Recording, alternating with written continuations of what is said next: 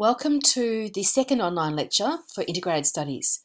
This week the topic is questions, questions and more questions. The aims for the lecture are to develop your self-awareness of your own questioning skills and secondly, to enhance your use of questioning both in the investigation in the island and in your own teaching. So why do we put so much emphasis on questions? Questions are in fact the most common form of interaction between teachers and their students in the classroom. Questions are a really key way for you, the teacher, to provide challenges and supports for your students to help them learn. Questions are also an immediate way for you to assess the learning of your students. Questions help us make sense of the world. So what other sorts of questions should we be asking in the classroom? What, when and where questions are all lower order thinking questions that require factual or yes-no answers, but they're the most common form of questions that are asked. In the island, some examples could include, where is the island located? What type of climate does it have? Where are the water supplies? These types of factual or knowledge-based questions are important, but reliance on these leads to superficial or surface learning. On the other hand, questions that are concerned with how and why require learners to consider what are the causal relationships and to provide explanations. These sorts of questions foster much deeper learning and much more higher order thinking. As teachers, we need to develop skills in asking more of these sorts of questions. In the island, for example, why would we need to locate a settlement on higher ground? How might we transport people around the island? Are far more effective questions for promoting deeper learning and higher order thinking. Other important types of questions are those that ask for clarification. Pause here and read through these sorts of examples.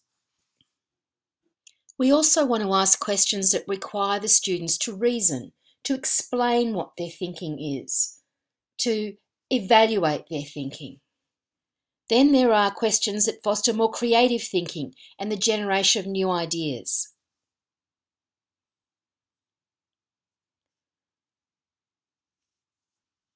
As well as questions that encourage divergent thinking, take a different path with your thoughts, look at it from a completely different perspective or a different tack.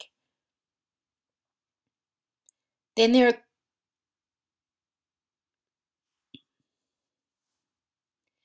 are questions that help students to identify the relationships between the ideas. You need to help ask these sorts of questions to help students see what the big ideas behind their work are. Finally, there are questions to foster metacognition, to think about your learning, to think about your thinking. I want you to pause here and read through these questions. They'll also be online. Use these to help guide your reflections online this week. Questioning is an art and it's not easy.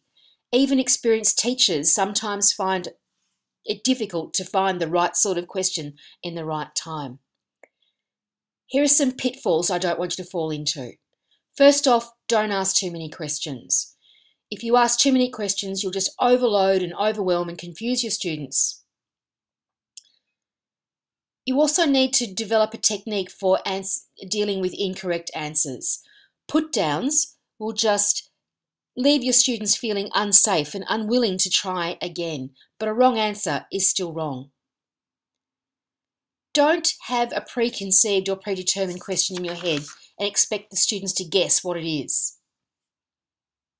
Use wait time. Too often we expect students to answer really quickly. Wait between 5 to 10 seconds to give the children time to process the question, to think about their response before answering. Wait. Plan what your questions are. Use your lesson plan to note explicitly some of the question stems that you might use in your lesson. Use Bloom's taxonomy to help you generate question stems from all the levels of thinking.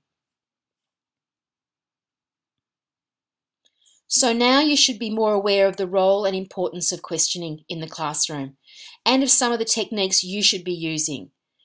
To deepen and extend your understanding of questioning, engage with some of the resources, the readings and websites about questioning that I've put on the course website under Learning Resources. Next week's online lecture will be about collaborative learning. We also have a face-to-face Unpacking the Pedagogy